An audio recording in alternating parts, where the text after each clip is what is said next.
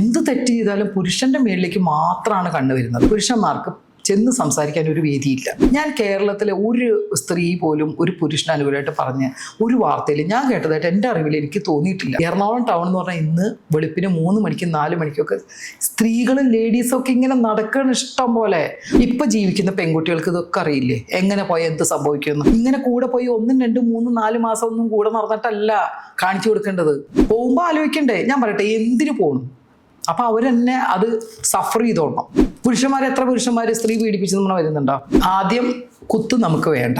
ഞങ്ങളുടെ അമ്മ എന്ന് പറഞ്ഞാൽ അമ്മ തന്നെയാണ്. വന്നതോടെ നമ്മൾ ചിന്തിക്കും, എൻ്റെ കൊച്ചു കൂട്ടുകാരന്മാരൊക്കെ കണ്ടല്ലേ പോസ്റ്റൊക്കെ വന്ന ആ ഒരു ഇതുള്ളതുകൊണ്ട് ഞാൻ എൻ്റെ ഡ്രസ്സിൻ്റെ കാര്യമൊക്കെ ചോദിക്കാറുണ്ട്. ഇത്രയും ധൈര്യമില്ലാത്ത ആൾക്കാർ ഈ ജോലിക്ക് വരരുത്.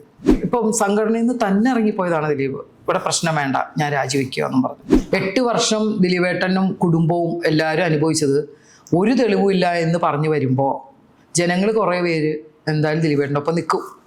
നമുക്ക് ആർക്കും ദിലീപേട്ടൻ്റെ പടത്തിൽ ചാൻസ് കിട്ടാനൊന്നും അല്ലേ എന്ന് പറയണേ. എനിക്ക് എന്ത് കിട്ടാനുള്ള വഴി ഞാൻ തന്നെ കണ്ടുപിടിക്കുക. ഫെമിനിസ്റ്റ് എന്ന് പറഞ്ഞതുകൊണ്ട് ഒരു കാര്യമില്ല. എനിക്ക് എന്തിനാ ഫെമിനിസ്റ്റുകളെ നോക്കേണ്ട കാര്യം? ഫെമിനിസ്റ്റുകൾ വിചാരിച്ചിട്ട് ഒന്നും നേടിത്തരാൻ പറ്റില്ല. എന്ത് നേടാൻ? ലൈഫ് ഇല്ലാത്തവർ ഫെമിനിസം നടന്നോട്ടെ, നമ്മൾ അവർക്ക് ആർക്കും എതിരല്ല. നമ്മൾ നമ്മളെ തന്നെ മനസ്സിലാക്കി മുന്നോട്ട് പോകണം.